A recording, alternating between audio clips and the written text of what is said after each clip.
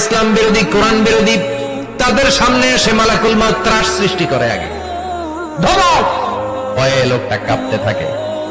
ওর কাছে ভদ্র ভাষায় কথা বলে না, সুন্দর জামা পরে আসে না, কালো কুচকুচে চেহারা, ভয়ঙ্কর একটা রূপ নিয়ে, আকৃতি নিয়ে ইসলাম বিরোধীদের মাথার সামনে আসে, দুর্গন্ধযুক্ত চেহারার দেহ নিয়ে ধমক দিয়ে বলে, এ পাপাত্তা, আল্লাহর রাগ, ক্রোধ আর গজবের দিকে বের হয়ে আয়।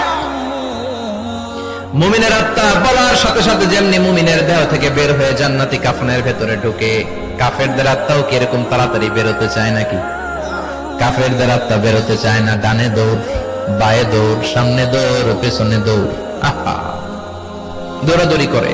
মালাকুল মউত এটাকে টেনে হিচড়ে, একটা জীবিত ছাগলকে জবাই না করে, তার চামড়া উল্টার দিকে টেনে হিচড়ে বের করলে ছাগলটা যত কষ্ট পায়, এর চেয়ে কমসে কম 70 গুণ বেশি কষ্ট দিয়ে কাফের মুশরিক আর গাদ্দার